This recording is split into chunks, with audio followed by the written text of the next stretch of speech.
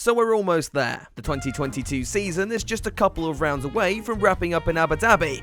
To think it was 8 whole months ago that Charles Leclerc crossed the line in the first race in Bahrain, and we all thought, crikey, Ferrari have finally got this one in the bag. Oh, how wrong we were. Anyway, hey there guys, I'm Will, welcome to FP1 and the Comedy Review, the series run by a man now with more sponsors than True Geordie. God, we really are on our way up in the world. Round 21 of the season would take us to fan favourite Interlagos, a circuit which brought us so much excitement last year. Drama at the front, a sprint race that was actually good, and Hamilton's flaps. Actually, let's not go there again. So, what would this year's event bring? Well, before we dive in, it's time for my standard reminder that if you end up enjoying the video, don't forget to drop it a like and subscribe. I've decided that if we hit our goal of 60,000 subscribers by the end of the year, Actually, no, I haven't got a clue what I'm going to do. I've been sat staring at my script for 10 minutes now, so I'll take suggestions down in the comments below. Meanwhile, let's get into the comedy review. It's the Brazilian Grand Prix. Okay, it's the Sao Paulo Grand Prix, but who really gives a shit? They're a fucking bunch of wankers.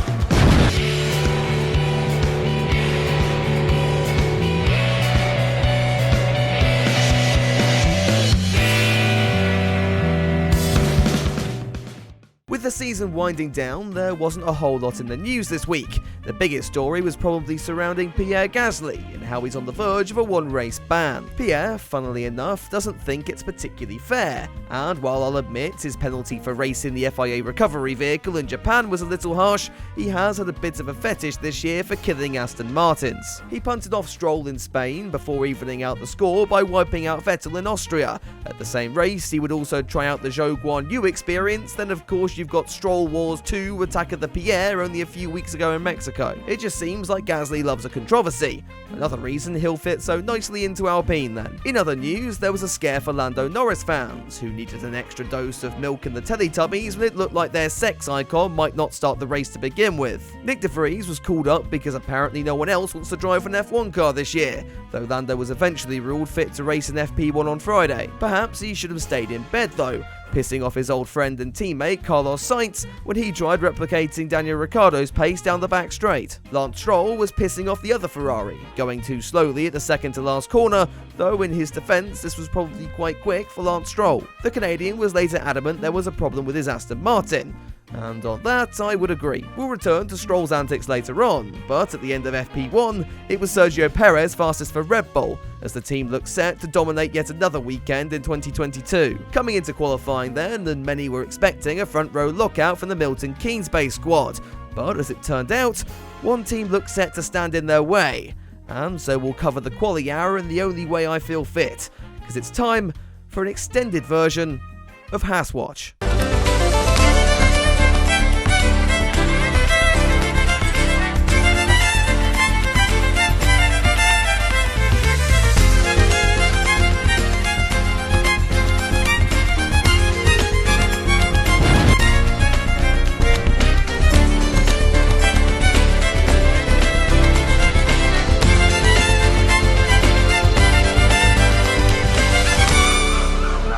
Bunch of wankers. Hey, maybe for the first time, this segment will actually go on longer than the intro itself, who knows? Anyway, Haas had started out 2022 pretty well, at least on one side of the garage. However, as time went on, their car got more and more and shock returnee Kevin Magnussen wasn't delivering the drives we maybe expected given his opening performances. Cut to Brazil though, and it was back to Bahrain, and by that I mean Kevin was once again on the pace and Mick Schumacher was back to being trash. K-Mag sailed through Q1 with relative ease. Schumacher, on the other hand, seemed to think F1 were implementing their reverse grid idea into the sprint this weekend. He failed to take advantage of the changeable conditions and found himself stone dead last for the first race on Saturday. He would join Tsunoda, the Alfa Romeos and Latifi in the drop zone, the Canadian shocking the world by qualifying as high up as 16th. Back to Haas though, and Q2 looked as if it could be the end of K-Mag's afternoon. Rain was falling in the closing minutes and he was down in 13th and in the drop zone. That didn't deter the Dane though, driving as if he had Nico Hülkenberg attached to the rear of his car by a noose, as he wanted to cause as much injury to his new teammate as possible. This thought process clearly seemed to work, bullying his Haas into the top 10 and pushing Alex Albon out into 11th. The teams had expected even more rain to fall before Q3, though in the end that didn't happen, allowing them one dry run before hell broke loose around the Interlagos circuit. So every car emerged from the pit lane with a red-walled soft tyre, Even Ferrari had got their strategy right. With Carlos Sainz anyway. Charles Leclerc, on the other hand, was less fortunate. He was sent out on Inters on a dry track.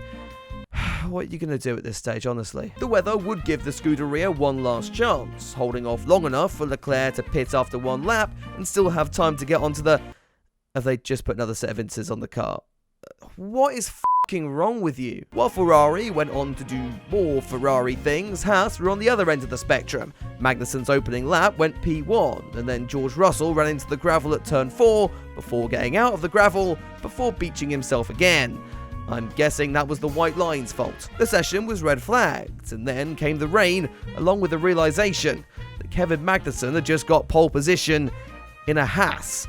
And in other news, Nikita Mazepin's just drone striked himself. Honestly, fair play to K-Mag. The guy's been through a fair bit in his career, and it was lovely to see him and the Haas mechanics celebrating, even knowing that it would be a miracle if he was still in the points by turn 7 in the sprint. We might as well get to that then. Nothing happened in FP2 anyway, and K-Mag would actually survive off the line with Max Verstappen in P2, falling into the clutches of George Russell in the Mercedes. I'd say it was a clean start to the race, but the Alpines were next to each other, and this time they wouldn't clash once, but twice. The second incident removing Alonso's front wing, which would later become a Christmas gift for Max Verstappen. As Alonso trundled into the pits, Kevin's time in the sun would come to an end, in a move not picked up on the live feed because F1 seemed to think Esteban Ocon is far more interesting for some reason. At this point, it looked like Max would saunter off into the sunset, but soon enough, Russell and Sainz were also past the Haas, and beginning to close the gap to the Red Bull out front. We'll return to that later, but before we do, it's time for a little bit more slander against Lance Stroll, as the Canadian offered Seb Vettel an early retirement when he tried to kill him down the back straight. He would later offer this same gratuity to Mick Schumacher. Back at the front, a Mercedes was passing Verstappen for the lead. I kind of feel like I should make a bigger deal about that, but here we are. With the W13 finally coming good, and about f***ing time as well, it was now Carlos Sainz's turn, as the Spaniard moved past Verstappen using more Italian methods. This helped Hamilton make a move into P3 as well, and as Verstappen's car continued to disintegrate, it now looked likely his Red Bull teammate could have a bite at the cherry in the closing laps. This is strictly banned, however, so Verstappen would limp home in 4th, as George Russell won his first race in Formula 1. I think, anyway. I'm not too sure what the rules are on that, I'll be honest. So, there's no Twitter haters, so we must have finally had a good sprint in F1 2022. And it was about to get even better if you're Fernando Alonso, as Esteban Ocon's Alpine decided to catch fire in the pit lane. The main race would be to come on Sunday, however, and with Sainz taking a grid penalty for yet another engine change, it was an all-Merc front row in Brazil. So how will they f*** it up this time? Well, I thought I'd just let you guys write my jokes for me. Before the GP, I put out a post asking what you thought would happen. So let's pad some more advertising time and see what you've come up with. Ferrari somehow managed to give Sainz one scrubbed soft tyre, 2 wet, and then the spare from a 1970 AMC Gremlin during a pit stop 1 lap after the safety car comes in. You know what, I've seen everything this weekend, so I really wouldn't be surprised. Alonso was found out to set Ocon's car on fire after the sprint, and as punishment, he sent to Aston Martin a race early. Brilliant, I love it, thank you. Lewis Hamilton and Max Verstappen 2021 flashback, but it's the tender edition. That just sounds like a porn category, I'm sorry, what? Ferrari. Probably, yes. I got no jokes, but MSC will be on the podium. No, I'm sorry, but I think it's more likely at this stage that Michael remembers how to get out of bed, somehow finds himself in an F1 car and gets on the podium than Mick at this stage. Okay, so with my career over, let's get into the race. The Mercedes duo would get away well, as Verstappen had a second poor start in a row. Other than that, it was a fairly clean opening lap. Until Daniel Ricciardo happened. The Aussie clipped the back of one of the Haas's, and as the American team prayed for it to be Mick Schumacher, it turned out to be Kevin Magnussen instead, the Dane getting quick revenge as he spun back across the track and sent Ricciardo into the wall. And as much as I want to defend Danny boy, I've got nothing. Nah, sorry. That brought out the safety car, and on the restart, we got exactly what we expected at the Brazilian Grand Prix. In 2021, as Max Verstappen tried to take out #Blessed into the first corner, and I get wording it like that will cause some animosity amongst my Dutch fans, if I have any left. But if you have got a problem with it, then you can just go and suck my cock. Meanwhile, Lando Norris decided he would save Leclerc from his Ferrari strategists by punting him into the wall.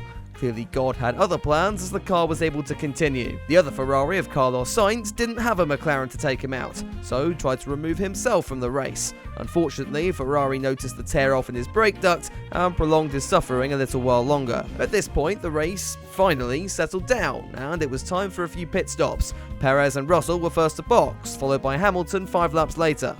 #Blessed now had a few cars to dispatch. Carlos Sainz gained a few more Brazilian fans when he dived into the pits instead, leaving Lewis just to deal with his best mate, the Mexican Minister of Defense. We got a great battle between these two, but Hamilton eventually prevailed. However, with 10 seconds between himself and Russell, it kinda looked as if we were in for a dull end to the race. That was until Lando Norris had enough of racing and decided to join his McLaren teammate in retirement, his car grinding to a halt on lap 53, bringing out the safety car and making Mercedes fans lose their minds. To make matters worse, Ferrari made a good call and pitted Carlos Sainz, but George handled the restart beautifully, and there was nothing anyone could do to challenge the Brit as he cruised home to his first race victory.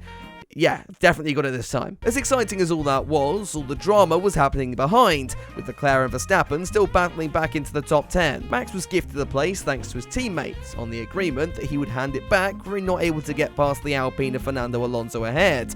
Come the final lap though, Max decided he would just be a I'm sure that drama will rumble on, but what a race. There was admittedly a lull in the middle, but the excitement of someone other than Max winning for once got us through that bit.